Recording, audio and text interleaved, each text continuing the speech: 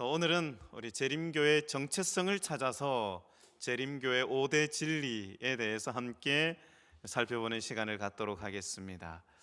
우리 하나님의 말씀 디모데후서 3장 12절에서 17절까지의 말씀이지만은 12절에 있는 말씀을 함께 봉독하도록 하겠습니다. 같이 읽을까요? 무릇 시작. 무릇 그리스도 예수 안에서 경건하게 살고자 하는 자는 핍박을 받으리라. 한때 재림교회를 떠나는 분들이 있었죠. 우리가 이곳에서 저곳으로 이렇게 옮기는 것은 괜찮아요. 그런데 우리 재림교회를 떠나는 분들이 있어요. 오랜 세월 동안 우리와 한 믿음 안에서, 한 소망 안에서 살아온 몇 분의 우리 재림 성도들이 떠나서 우리 교단을 옮기는 일이 있었습니다. 어떤 분은 20년 이상 목회자로 성도들을 섬기던 분이었고, 어떤 분은 또 평신도로 오랫동안 환자들과 성도들에게 건강 기회를 전해주면서 굉장히 영향력 있는 분이었죠. 물론 그 외에도 꽤 오랫동안 재림 성도로 살아온 분들이 떠나는 일들이 있었는데, 자, 그렇다면 우리가 어떻게 성경을 보고 우리가 어떻게 재림 신앙을 해야 하는지 우리가 이 시간 살펴보는 시간을 갖기를 바랍니다.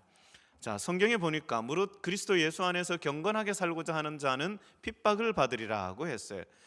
여러분, 세상은 온갖 권모술수가 난무하는 곳입니다. 많은 사람들이 자기 주장을 관철하고 자기의 목적을 이루기 위해서 비상식적인 일들을 서슴없이 저지르고 있는 것이 바로 이 세상이에요. 그렇기 때문에 순수하고 착한 사람들은 늘 손해를 봐요. 어려움을 받고 핍박을 당합니다. 그리고 자기가 순수하지 않으면 다른 사람들이 하는 모든 것들이 자기처럼 순수하지 않게 보이는 거예요. 그렇기 때문에 우리는 정말 조심하며 살아가야 합니다. 13절에 보니까 악한 사람들과 속이는 자들은 더욱 악하여져서 속이기도 하고 그리고 또 속기도 하나니라고 그렇게 이제 말씀이 기록이 되어 있는데, 마지막 때의 특징은 무엇인가 하면 내가 악한 줄을 모르는 거예요. 자기와 함께 공동체를 이룬 사람들이 얼마나 악한 일을 하고 있는지를 모른다는 것입니다. 여러분, 혹시 밀양이라는 영화를 아시는지 잘 모르겠습니다. 거기에 이제 범죄자가 주인공의 아이를 유괴해서 살해한 후에 감옥에 들어가죠.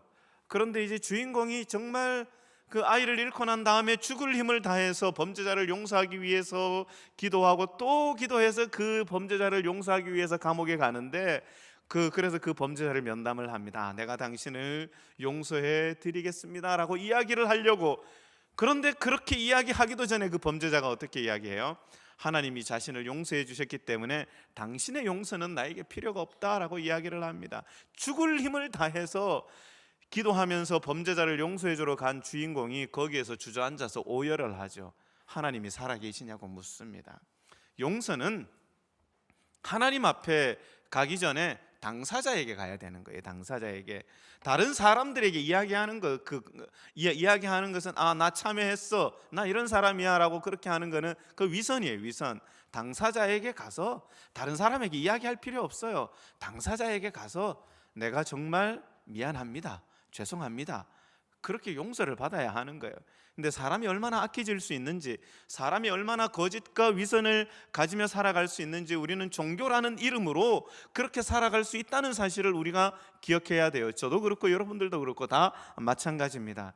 그래서 정말 우리가 사람이 얼마나 사악해질 수 있는지를 우리가 생각을 하면서 우리가 정말 어떻게 살아야 하는가, 우리는 성경을 통해서 우리는 우리 자신을 살펴보아야 한다는 것이죠.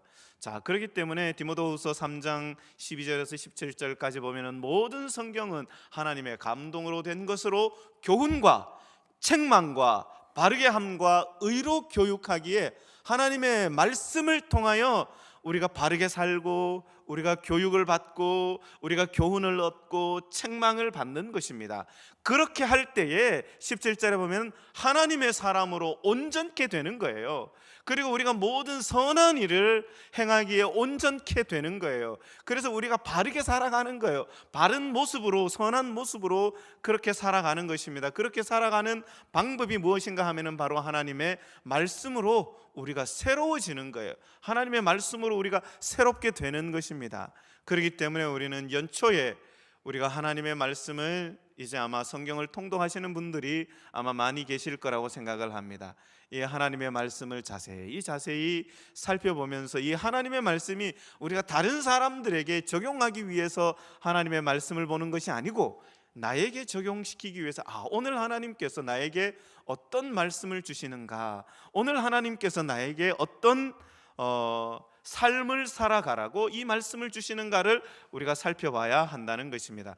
각 시대 대쟁투에 보면은 사람들이 죄에 대해서 저항하지 않는 이유에 대해서 이야기를 합니다. 저들은 그리스도께서 하셨던 것처럼 확고하고 단호하게 죄를 저항하지 않는다.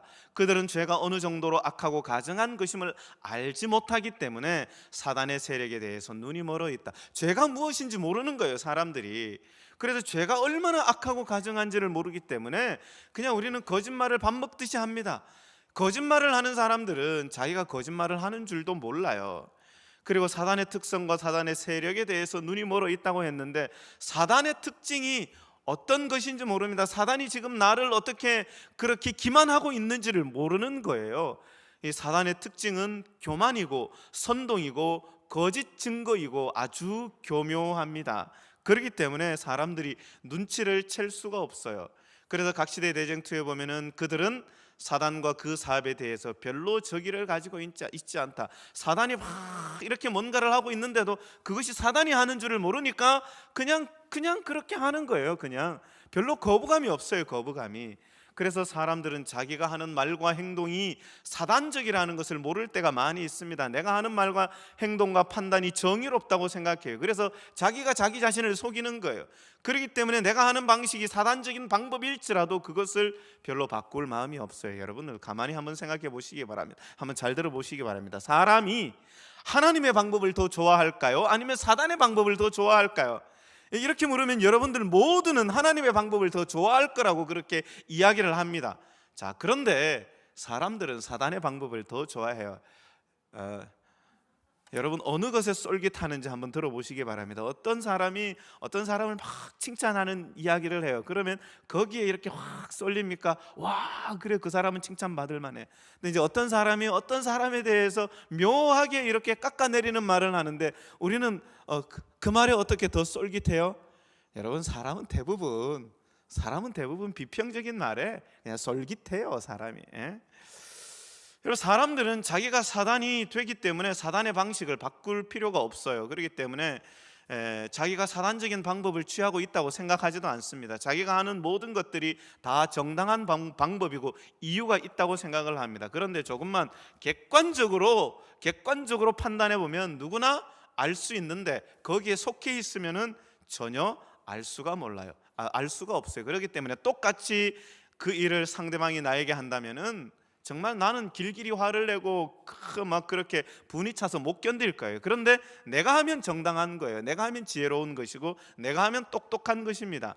여러분 사단이 얼마나 무지막지한지 여러분 파란 글씨 보면 왜냐하면 그들이 사단의 세력과 그 악랄함에 대해서 너무나 무지하고 사단이 그리스도와 그분의 교회에 대해서 어느 정도 전선을 확장하고 있는지 모르기 때문이다. 여러분 사단이 하나님의 교회, 이 알파시티 교회에도 사단의 전선이 쫙 뿌려져 있다는 사실을 우리가 기억해야 합니다. 그렇기 때문에 많은 사람들이 여기에 미혹되어 있다고 이야기를 해요. 자기의 뜻을 관철시키기 위해서 정말 집요하게 그렇게 물어뜯습니다. 이런 사단에게 대항하기 위해서 내 것을 내려놓아야 하는 거죠. 모든 것을 내려놓고 목사는 때로 목회직도 내려놓아야 합니다. 장로님들도 그 장로님직을 내려놓을 각오를 하고 그렇게 사단의 세력에 대해서 우리가 저항해야 하는 것입니다. 사단이 교회 안에 얼마나 깊숙이 침투해 있는지는 아무도 몰라요. 사단은 정말 교묘합니다. 하늘의 천사 3분의 1이 넘어갈 정도라면은 사단은 정말 대단한 존재예요. 대단한 존재. 천사들이 넘어갔어요. 천사들이 정말 집요하고 악랄해서 그 실체를 알면 알수록 경악을 하게 되는 것이죠. 왜냐하면 하늘의 천사 3분의 1이 넘어갈 정도였으니까. 그러나 실체가 이미 드러나면은 어느 정도 많이 힘들어지고 난 상태라는 것입니다. 그 실체를 간파하고 제거를 할 수가 없어요. 사단은 천사장이었어요. 천사장. 이미 많은 존재들이 따르고 있었기 때문에 그 실체가 드러나기까지 어떻게 해요? 예수님도 하나님도 기다리시는 것이죠. 그래서 각 시대 대쟁투는 뭐라고 이야기하는가 하면 많은 사람들이 여기에 미혹된다고 이야기를 해요. 우리가 사단의 대리자가 되지 않도록 우리가 하나님의 말씀으로 우리가 분별해야 합니다. 사단에 동조하는 세력이 되지 않도록 해야 하는 것이죠. 여러분, 그렇게 해서 교회를 떠나는 사람들이 많아요. 그래도 다행히 우리 재림교회는 신천지가 뒤흔들지는 않은 것 같아요.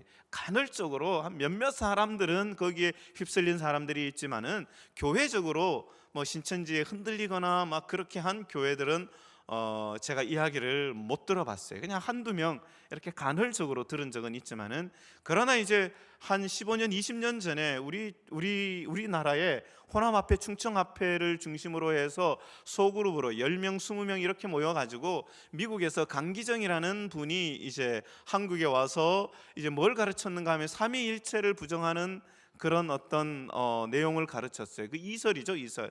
그래서 정말 교단적으로 아주 충청합회하고 호남합회하고 굉장히 그거를 심각하게 받아들이고, 그래서 이제 한국연합회 차원에서 우리 사경의 교재도 내려오고 그래서 이제 삼위일체에 대해서 여러 가지 이제 우리 재림교회의 이제 그 정체성에 대해서 그렇게 우리가 공부를 한 적이 있습니다.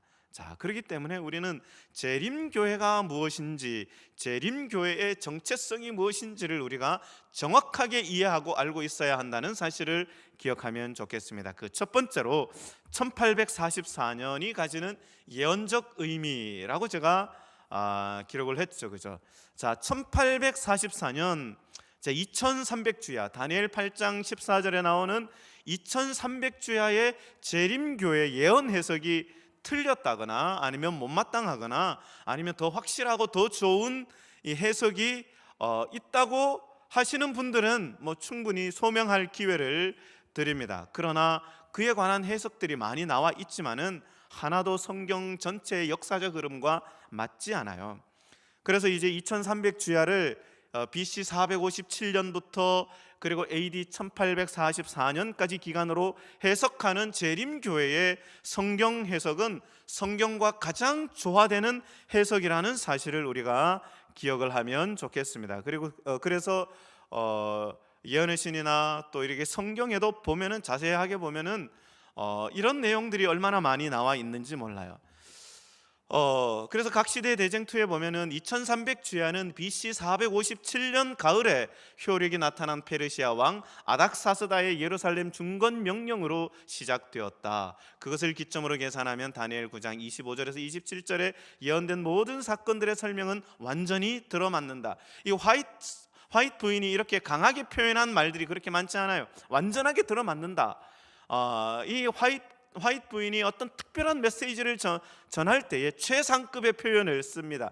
성경의 예언이 모든 세상 역사의 사건들과 완전히 맞아 들어가는 것을 보면서 이렇게 완전하게 그렇게 이제 강하게 표현한 말씀입니다. 그리고 2300년의 첫 부분인 483년 곧 69주일에 기름 부음 받은 자 메시아의 시대까지 이를 것이었다. 그런데 기원 후 27년에 그리스도께서 침례와 성령 기름 부음을 받음으로써 그 예언은 분명히 성취되었다. 또한 70번째 주일의 중간에 메시아는 끊어질 것이었다. 과연 그리스도께서 침례 받으신 후 3년 반 만에 십자가에 달리셨다. 자, 이 내용이 어디에 기록이 되어 있는가 하면은, 자, 이 내용이 이제 이 도표를 한번 보도록 하겠습니다. 자, 여러분 잘 보이십니까? 제가 한번 돌아서 한번 보도록 하겠습니다. 얼마나 잘 보이는지. 저는 너무너무 잘 보이는데 멀리 계셔서 잘 안 보이시죠? 그래도 한번 자세히 한번 이렇게 눈을 크게 뜨고, 아니면 눈을 크게 떠서 잘 안 보이시는 분들은 눈을 가느스름하게, 개슴츠름하게 이렇게 떠서 이제 보시면은 조금 더 선명하게, 눈 안 좋으신 분들은 그렇게 보시면 잘 보이실 거예요. 자, 제가 두 개의 화살표를 그렸죠. 화살표, 노란 화살표. 자, 다니엘 8장 14절, 성소가 정결함을 입는다는 말은 영적인 대속죄를 말합니다. 자, 예루살렘을 중건하라는 영이 날 때부터 하늘 성소가 정결하게 되는 시점입니다. 그 기간이 2300년인데 1844년에 맞춰졌습니다. 자, 1844년부터 이제 조사 심판, 죄의 도말, 재림전 심판, 그리고 14만 4천인의 외침이 시작이 됩니다. 그리고 이제 1844년부터 지금까지 예수님 재림 때까지 있을 사건입니다. 자, 이제 지금부터가 중요합니다. 자, 다니엘서 9장 24절, 성경이 있는 분들은 성경을 펼치셔도 좋아요. 여러분, 성경을 펼치셔서 제가 드리는 설명을 자세히 한번 생각해 보시기 바랍니다. 다니엘 9장 24절에 내 백성이라고 합니다. 내 백성을 위하여는, 내 백성은 어느 백성인가 하면은 이스라엘 민족입니다. 자, 이스라엘 민족을 위해서, 유대인들을 위해서 주어진 은혜의 시간이라는 거예요. 은혜의 시간.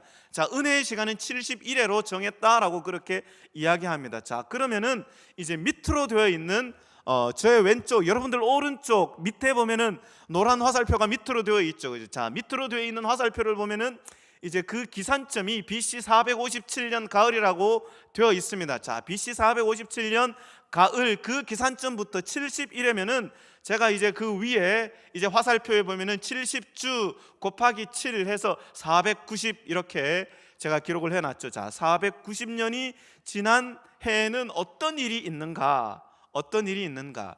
그 역사적으로 보면은 490년이 지난 후는 AD 34년이 돼요.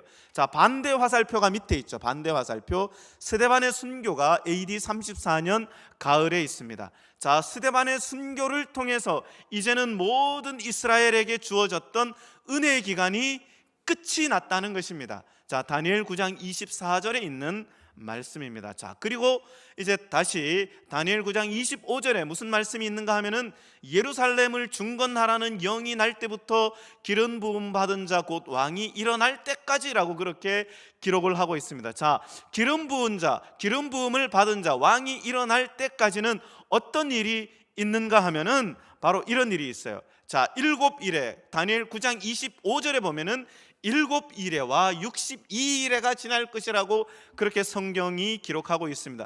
자, 그러면 7일에와 62일에가 지나는 그 시점에 어떤 일이 있는가 하면은 여러분 밑에 보시면 맨 밑에 중간쯤에 보면 AD 27년이라고 기록이 되어 있습니다. AD 27년 가을쯤에, 그러면 7일에와 62일에면은 69일입니다. 69일에가 지난 그 시점에 어떤 일이 일어나는가 하면 예수님께서 침례를 받으시고 공생의 봉사를 시작하시는 그런 날입니다. 그래서 다니엘 9장 27절에 보니까 어떤 말씀이 있는가 하면 그 69일에와 71회의 중간에, 절반에 제사와 예물을 금지할 것이라고 성경에 기록을 하고 있습니다. 자, 그러면은 69일에와 71회의 중간에 과연 어떤 일이 있었을까요? 그 중간에 어떤 일이 있었는가 하면은 바로 예수님께서 십자가에 달리는 그런 일이 있었습니다. 예수 그리스도의 십자가 사건으로 인해서 모든 구약의 제사와 모든 예물이, 이제는 모든 의식들이 더 이상 필요가 없어지게 된 것입니다. 자, 성경은 이렇게 다니엘서와 요한계시록을 통해서 정확하게 예언이 성취됨을 우리가 보게 됩니다. 그리고 또 성경에는 또 다른 숫자들이 나와요. 1260년, 그리고 한때와 두때 반때, 1291, 1290년, 1335년에 대해서도 등장합니다. 이 모든 것들이 성경에 예언이 되어 있습니다. 하나님의 말씀은 이렇게 확실하게 성취되고 있다는 사실을 우리가 다시 한번 기억하면서, 아닥사스다 왕 제7년에 BC 457년부터 483년이 지난 해는 AD 27년입니다. 그로부터 490년이 지난 해는 AD 34년인데 그 사이에 예수님의 십자가 사건이 있었고, 그리고 이제 다 지난 다니엘 8장 14절 2300주야가 지나는 그 시점은 바로 1844년입니다. 자, 이렇게 성경이 정확하게 성취가 되었습니다. 자, 그렇다면 마지막 재림도 어떻게 될까요? 여러분, 틀림없이 제가 아주 빠르게 지나갔어요. 이 내용 가지고도 몇 시간을 이렇게 설명을 해야 이렇게 잘 이해가 되는 이 말씀인데, 그냥 이렇게 여러분들께서 이렇구나라고 그렇게 생각하시고 이제 우리 구역반에서 우리 이제 그 소그룹에서 우리 장로님들과 우리 이 내용을 잘 아시는 집사님들께 한번 좀 배우시면 좋겠습니다. 자, 그리고 두 번째, 우리 교회가 가장 많이 우리가 언급하는 부분이 조사 심판입니다. 재림교회가 가르치는 조사 심판. 여러분, 재림교회가 가르치는 이 조사 심판, 재림전 심판은 과연 성경적일까? 여러분, 조사 심판에 대해서 진지하게 또 폭넓게 연구하지 않고 단지 우리 재림교회만의 독특한 성경 교리라고 그렇게 치부하면 안 돼요. 교회를 나간 분들이 이제 우리 조사 심판을 많이 이제 이야기를 합니다. 그리고 왜 성경에도 없는 용어를 만들어서 엉터리 교리를 만드느냐라고 그렇게 이제 이야기를 합니다. 그런데 우리가 성경에는 없지만은, 성경에 사용되지는 않지만은 그 말이 의미하는 그런 내용들은 우리가 많이 사용을 하고 있습니다. 그러면 이제 어떤 것들을 우리가 사용하고 있는가 하면, 여러분, 심판이라는 말, 뭐 그런 말들은 우리가 이제 심판이 사실은 이제 성경에도 심판이라는 단어가 많이 나와요. 심판하다라는 그런 어떤 단어들이 많이 나옵니다. 그 다니엘서와 요한계시록의 이야기가 아니더라도 다른 뭐 요한복음에도 나오고 사복음서에도 나오고 그리고 구약의 창세기에도 이제 많이 나옵니다. 그런데 다니엘서 7장 9절 10절에 보면은 심판을 베푸는데 책들이 펴놓였더라라고 그렇게 기록을 하고 있습니다. 하나님께서 심판을 하는데 책들을 펴놓고 한대. 책들을 펴놓고. 자, 하나님은 책이 필요할까요? 필요하지 않을까요? 하나님은 우리처럼 계속해서 공부하는 게 필요할까요? 여러분, 우리는 하루 바짝 공부한다고 해서 내가 오늘 공부한 것을 내일도 우리가 기억할까요? 못할까요? 여러분, 진짜 공부 잘하는 학생들이 이제 그날 공부한 것을 이제 다음 날 알 확률이 한 30% 정도밖에 안 된답니다. 한 일주일이 지나면은 거의 대부분 다 잊어버린대요. 계속. 그래서 이제 공부 잘하는 아이들은 복습을 많이 하죠. 복습을. 자, 그러면 하나님도 복습이 필요할까요? 하나님도 모든 걸 다 알아야 되기 때문에 복습이 필요할까요? 하나님은 조사가 필요하지 않아요. 하나님이 굳이 필요하지 않는 조사를 왜 하시는 걸까요? 여러분, 누구를 위해서 하시는 거예요? 우리를 위해서 하시는 거예요. 온 우주에 누구를 위해? 첫 번째는 우리를 위해서, 그리고 두 번째는 천사들을 위해서, 세 번째는 온 우주 거민들을 위해서, 그리고 네 번째는 악한 천사들을 위해서도 그렇게 합니다. 그래서 온 우주에 하나님의 공의를 드러내고 온 우주에 심판이 필요함을 선포하는 거예요. 그러니까 하나님은 조사를 할 필요가 없지만은 온 우주를 위해서 조사를 하시고, 그리고 천사들도 온 우주도 사단도 수긍하게 하기 위해서. 성경 본문에는 그래서 삼위일체라는 말이 있을까요? 없을까요? 여러분, 삼위일체라는 말이 없어요. 만세반석이라는 말도 없고 동정녀 탄생이라는 말도 없고. 여러분, 재림이라는 말이 성경에 나올까요? 안 나올까요? 재림이라는 단어가, 재림이라는 의미에 대해서 나와요. 그 의미가 나오기 때문에 우리가 재림이라는 용어를 쓰는 거예요. 여러분, 성만찬, 세조계식 이런 말들이 나올까요? 안 나올까요? 성육신, 주기도 이런 말이 나올까요? 안 나올까요? 여러분, 성경에는 이런 말이 없어요. 이런 단어가 없어요. 그러나 우리가 이런 단어들을 쓰고 있어요. 왜 그래요? 우리는 이 말의 의미를 알고 있기 때문에 우리가 그런 개념을 조금 더 다시 오시리라는 이 표현은 있어요, 성경에. 그러나 우리는 재림이라고 합니다. 이런 개념을 조금 더 쉽게 이해하도록 하기 위해서, 그래서 이제 쉽게 사람들에게 전하기 위해서 우리가 이런 용어를 쓰는 것입니다. 심판도 마찬가지예요. 심판도 요한계시록 20장 12절에도 보면은 책들이 펴놓여 있고 또 다른 책들이 펴져 있으니 곧 생명책이라. 15절에 보면 누구든지 생명책에 기록되지 못한 자는 불못에 던지우리라. 조사하는 거죠, 조사. 여러분, 이제 우리나라가 굉장히 지금 정치적으로, 사회적으로, 경제적으로 어려운 시대를 우리가 가고 있잖아요, 그죠? 만약에 이제 어떤 이제 사람을 탄핵을 한다 그러면은 그 탄핵이 아니고 특검입니다. 특검. 이제 특검을 한다 그러면은 이제 그 특검을 하는데 사람이 얼마나 필요한지 아십니까? 여러분, 한두 사람이 하는 게 아니에요. 한두 사람의 어떤 그런 어떤 수사관들이 하는 게 아니고 최소한 100명, 200명 이상의 사람들이 거기에 달려들어서 모든 자료들을, 방대한 자료들을 다 조사를 합니다. 여러분, 세상의 특검도 그렇게 하는데 영원한 생명을 결정짓는, 한 사람 한 사람 온 인류의 생명을 결정짓는 일을 위해서 뭐가 필요할까요? 사람들에게 어떤 수긍을 하기 위해서는 사람들의 어떤 모든 인류 존재, 모든 우주 거민들이 수긍을 하도록, 납득을 시키기 위해서는 뭐가 필요한 거예요? 정확한 데이터가 필요한 거예요. 정확한 데이터. 그렇기 때문에 조사를 하는 것입니다. 그래서 이제 조사 심판은 사실은 화이트 부인이 지어낸 게 아니에요. 이거는 성경에서 가르치는 말씀입니다. 그렇기 때문에 이제 그 영감의 글들에도 굉장히 많이 나와 있지만은 성경 본문에도 이런 조사 심판의 배경과 과정들을 설명하는 내용들이 얼마나 많이 있는지 몰라요. 그래서 화이트 부인은 성경을 근거로 이야기하지 않은 적이 없어요.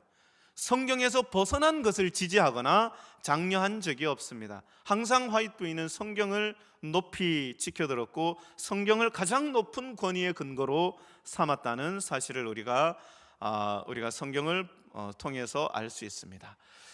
자, 그래서 각시대 대쟁투는 뭐라고 이야기를 하고 있는가 하면은, 하나님의 백성들은 성소 문제와 조사 심판에 관한 문제를 분명하게 이해해야 한다.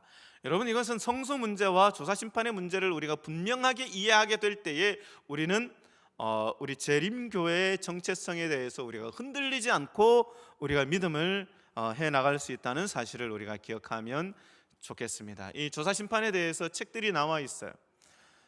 조사 심판의 성경적 기초에 대해서 재림교회 학자인 마빈 무어 교수님이 이렇게 재림전 조사 심판의 성경적 기초에 대해서 책을 썼습니다. 이 책을 한번 읽어보시는 것도 아마 좋은 일이라고 생각을 합니다. 혼자서 이 성경을 연구하기보다가 우리 재림교회에서 나온 이런 책들을 읽으면은 아마 조금 더 이해가 빠를 거라고 생각을 합니다. 그리고 이제 앤드류스 대학의 구약학 교수인 로이 게인 교수님이 누가 심판을 두려워하는가라는 그런 책에서, 여러분이 조사 심판은 누구를 위한 심판인가? 여러분, 심판이라는 이야기를 들으니까 어때요? 우리 사람의 용어로 심판은 두려운 단어입니다. 그러나 우리가 이 심판을 우리가 하나님 편에서 이 심판을 어떻게 이제 말씀을 하고 있는가 하면은, 이 하나님 편에서 이 심판은 두려운 심판이 아니고 하나님의 백성들을 구원하고 옹호하기 위한 그런 하나님의 백성들을 알곡을 거두는 그런 구원의 심판이다라고 그렇게 이야기를 합니다. 자, 그러면 악인들을 위한 심판은 언제 이루어지는가?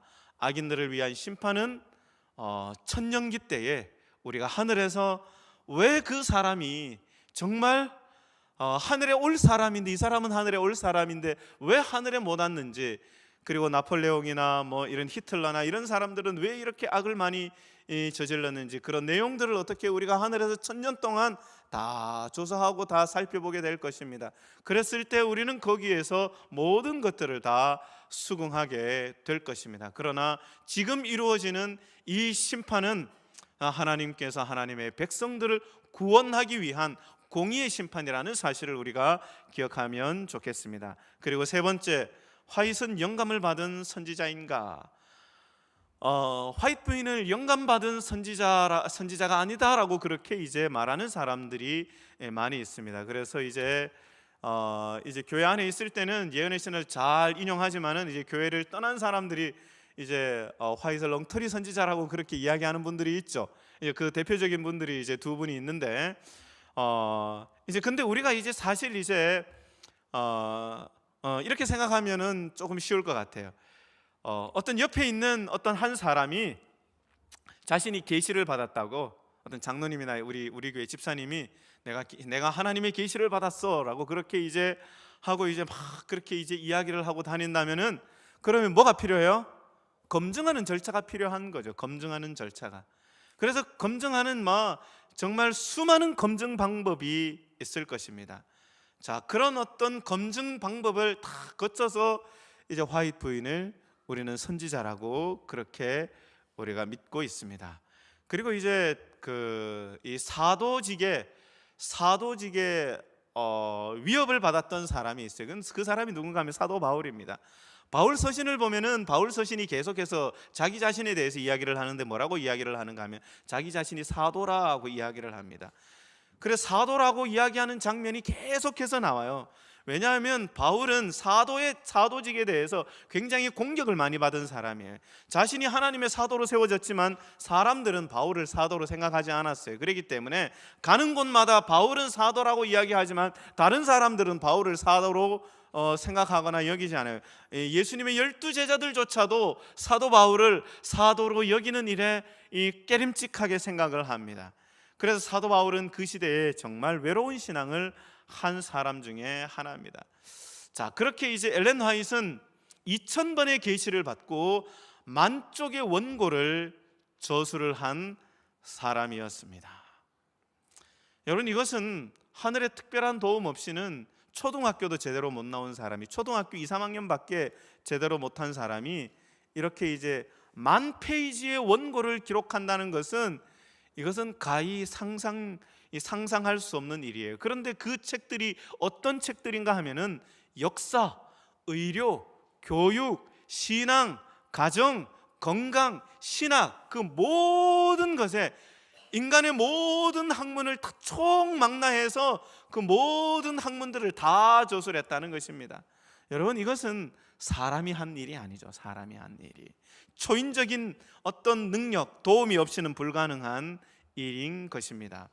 그리고 이제 20세기 3대 천재가 이 에디슨, 아인슈타인, 윌리엄 올브라이트라는 분인데 이 누가 정했는지는 잘 모르겠어요. 하여튼 이렇게 정했다고 합니다. 근데 그 중에 하나인 윌리엄 올브라이트라는 분이 이렇게 이야기를 했어요.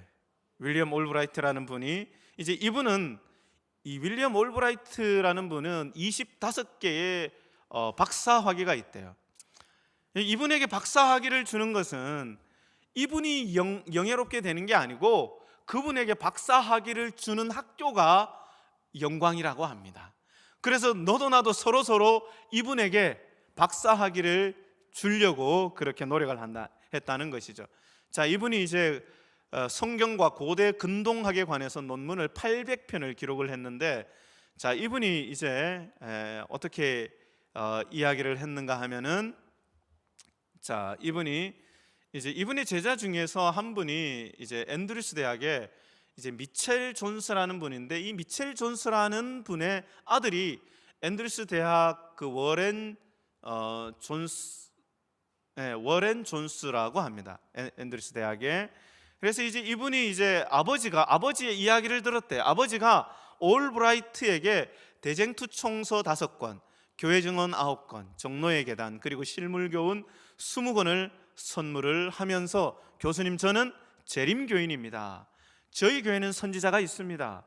그리고 난 후에 그 선지자가 이 책을 썼습니다 라고 그렇게 이제 그 책을 주었는데, 그리고 난 후에 이제 올브라이트 박사님이 이제 석기 시대로부터 그리스도 시대까지라는 그 책에 이런 글을 기록을 했다고 합니다.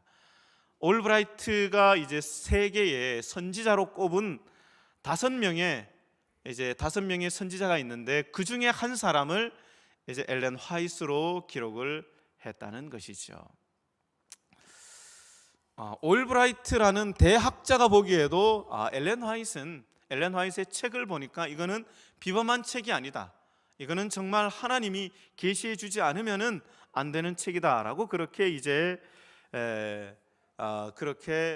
증명한 그런 분이 바로 이 엘렌 화이트입니다. 자, 그리고 우리 네 번째, 이제 성령에 대한 의문이 있죠. 성령에 대해서, 의외로 성령에 대해서 오해를 하시는 분들이 많이 계신 것 같아요. 제가 조금 전에도 말씀을 드렸지만은 기독교 2000년 역사에서 가장 많이 논쟁이 된 부분이 무엇인가 하면 삼위일체 중에서 가장 많이 논쟁이 된 부분이 성령론이에요. 성령론. 그래서 제 목회 초기 이제 한 15년, 20년 전에도 제가 조금 전에 호남 앞에 충청 앞에 이야기를 제가 말씀을 드렸죠. 자, 이 마태복음 28장 19절에 보면 아버지와 아들과 성령의 이름으로 침례를 주라고 그렇게 성경은 기록하고 있습니다. 그리고 고린도후서 13장 13절에 보면은 하나님의 은혜와 예수 그리스도의 은혜와 하나님의 사랑과 성령의 교통하심이 너희 무리 속에 함께 있을지어다라고 그렇게 기도를 하는 것을 보게 됩니다. 자, 그런데 사도행전 13장 2절 3절에 보면은 어떤 말씀이 있는가 하면은 성령이 가라사대. 자, 성령이 가라사대라는 말은 어떤 의미예요? 어떤 존재가 있다는 것을 이야기하는 거예요. 성령께서 말씀을 하시는 거예요. 자, 성령께서 말씀을 하시는데 어떻게 말씀을 하시는 거예요? 내가라고 이야기합니다. 내가 불러시키는 일을, 성령께서 불러시키는 일을 이야기하는 거예요. 하나님께서 이 성경에 있는 말씀을 통해서 성령께서 사역하시는 방법에 대해서, 성령에 대해서 구체적으로 많이 드러내지는 않았지만은 성령의 사역의 방법에 대해서 이야기하고 있음을 우리는 성경을 통해서 우리는 알 수 있습니다. 그래서 마태복음 28장 19절, 그리고 또 고린도후서 13장 13절, 그리고 또 사도행전 13장 2절 3절을 통해서 성령이 하나님임을, 성령도 한 존재임을 우리에게 가르쳐주고 있다는 사실을 우리가 다시 한번 기억하면서, 그래서 이제 기독교 역사 2000년에서 가장 많이 이제 논쟁이 된 부분이 사실은 다 종결이 돼 버렸어요. 다 이제는 누구나 정통 기독교인들은 삼위일체에 대해서 부정하지 않습니다. 그 논쟁은 이미 다 끝났기 때문에 모든 것들이 이렇게 저렇게 모든 어떤 불가능한 요소들을, 어떤 부정적인 요소들을 다 차단을 해버렸어요. 그렇기 때문에 논쟁의 여지가 없습니다. 그런데 사단은 그런 것들조차도 끊임없이 논쟁을 해서 일으킨다는 사실을 우리가 다시 한번 기억하게 되기를 바랍니다. 그렇기 때문에 우리는 우리의 것에 대해서 정확하게 알 필요가 있습니다. 그리고 마지막, 재림교회는 바벨론인가? 재림교회를 떠나야 구원이 있는가? 기성교회가 아닌 다른 방식의 공동체적인 교회를 만들어야 하는가? 선교를 위해서 기존의 교회 방식이 아닌 다른 방식으로 하나님 나라가 이루어질 수 있는가? 어떤 사람들은 재림교회를 바벨론이라고 비방하면서 그 교회에서 나오라고 이야기를 합니다. 그러나 성경은, 그리고 또 선지자의 글은 한 번도 재림교회를 바벨론이라고 한 적이 없습니다. 요한계시록 14장 6절에서 12절까지 있는 말씀에 바벨론에서 나오라는 기별이 있지만은 재림교회가 바벨론이라고, 그 재림교회에서 나오라는 그 말씀은 어느 한 구절에도 없습니다. 그 말씀을 잘못 우리가 오해하거나 잘못 해석을 하면 안 되는 것입니다. 그래서 화이트 부인 당시에 형제들에게 화이트 부인이 이렇게 이야기를 합니다. 나는 그대가 제7일 안식일 예수 재림교회는 바벨론이며 구원받고자 하는 사람은 그곳에서 나와야 한다는 입장을 취하여 있는 것으로 알고 있다. 그대는 이 점에 대해서 사단 마귀에게 기만을 당한 유일한 인물은 아니다. 자, 이 이야기를 한 사람이 이 M 형제뿐만이 아니고 S 형제뿐만이 아니고 다른 형제도 있다는 이야기입니다. 그렇기 때문에 사단 마귀에게 기만을 당하고 있다는 말씀인 것입니다. 자, 그리고 친애하는 M 형제에게 제7일 안식일 예수 재림교회를 바벨론이라고 부르는 것과 하나님의 백성을 그 가운데서 불러내야 한다는 기별을 주시지 않았습니다. 주께서는 나에게 그러한 기별들에 대하여 반대되는 결정적인 빛을 주셨으므로 형제가 어떤 이유들을 제시할지라도 그것은 나에게 일고의 가치도 없습니다. 재림교회는 결코 바벨론이 될 수가 없습니다. 누구라도 아마 여기에 계신 모든 분들은 아마 그런 생각을 하고 있지 않을 거예요. 그러나 나중에 이설과 정말 끊임없는 이설들이 홍수처럼 쓰나미처럼 몰려올 때에 이 말씀을 꼭 기억하시기 바랍니다. 지금은 여러분들이 흔들리지 않아요. 그러나 나중에 정말 그럴듯한 말로, 그럴듯한 논리로 여러분들을 어떤 흔드는 일이 있을 때에 어떤 소그룹을 통해서 어떤 이설자가 들어와서 그 소그룹에서 어떤 이설을 퍼뜨려서 그 이설에 그냥 잠깐 이렇게 쏠깃하는 그런 일들이 있을 수도 있습니다. 그럴 때 이 말씀을 기억하고 우리 제7일 안식일 예수 재림교회를 예언의 신은 결코 바벨론이라고 한 적이 없다는 사실을 기억하게 되기를 바랍니다. 제7일 안식일 예수 재림 교회들이 바벨론 혹은 바벨론의 어떤 부분을 이루고 있다고 주장하는 사람들은 그들에게 그 일을 그치고 그 시대에 선포되어야 할 기별이 무엇임을 생각하게 하라. 그들은 한 백성을 여호와의 날에 서도록 준비시키기 위하여 하나님의 역사와 협력하여 일하는 대신에 형제들을 참소하는 자, 곧 하나님 앞에서 밤낮 그들을 참소하는 자와 함께 서왔다.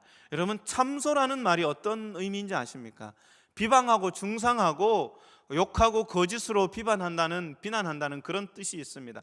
시기 질투를 겸한 거짓 고소를 이야기하는 것이죠. 그래서 참소하는 자는 속으로는 상대방을 시기 질투 비방을 하면서도 겉으로는 자기가 그를 상당히 사랑하는 척. 그래서 속내를 드러내지 않죠. 그 존재가 누구예요? 사단이에요. 사단이 하늘의 천사 3분의 1을 꼬실 때 처음부터 내가 하나님을 대항해라고 그렇게 이야기하지 않았어요. 정말 아주 교묘한 그런 아름다운 언어로 3분의 1의 천사들을 그들의 어떤 그들의 니드를 어떻게 이렇게 유발시켜서 그래서 하나님을 대적하게 했다는 것입니다. 여러분, 이런 경고에도 우리가 흔들릴 수 있어요. 그렇기 때문에 우리는 어떻게 하면 흔들리지 않을 것인가에 대해서 우리가 정말 고민하면서 우리가 기도해야 한다는 사실을 기억해야 합니다. 그래서 우리가 이 재림교회 역사를 볼 때에 우리가 하나님의 역사는 사람을 통해서 이루기는 하지만은 그러나 하나님의 역사는 하나님의 시간표대로 계속해서 이어집니다. 여러분, 엘렌 화이트를 가장 먼저 공격했던 사람이 켄 라이트라는 사람인데 그 사람이 어떤 사람인가 하면은 그 사람이 켄 라이트 목사님이었어요. 정말 대단한 목사님이었어요. 설교를 얼마나 잘하는지 몰라요.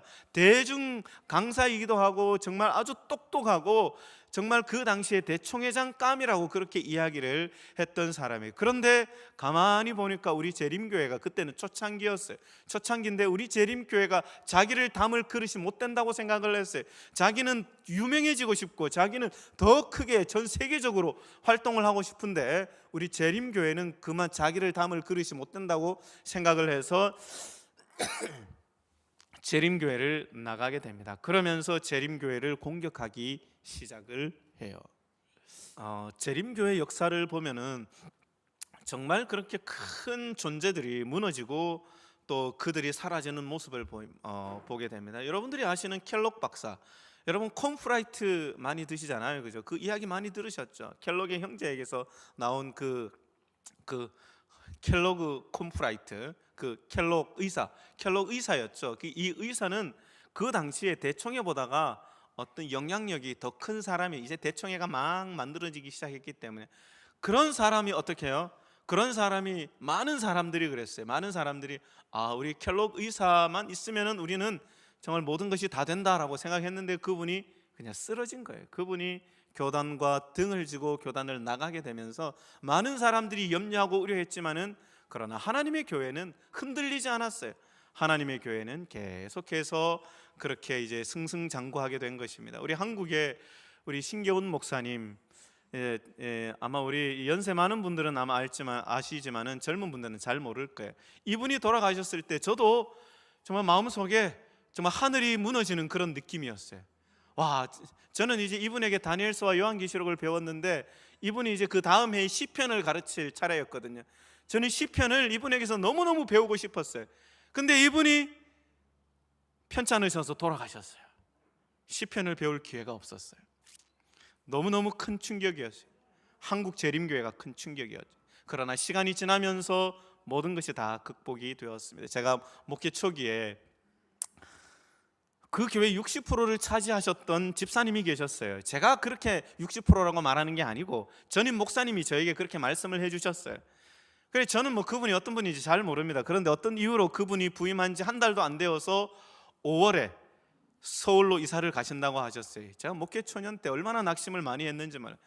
근데 그분이 가시니까 다른 분들이 다 그 빈자리를 다 채우시고 그분 역할을 다 도맡아서 하는 걸 보면서 제가 교회에 대한 생각이 많이 바뀌게 되었습니다. 교회는 사람이 주도적으로 이끌어가는 것 같지만은 하나님은 하나님의 시간표대로 가는 것이 교회라는 사실을 여러분들께서 꼭 기억하게 되길 바랍니다. 여러분, 이걸 놓치지 말아야 돼요.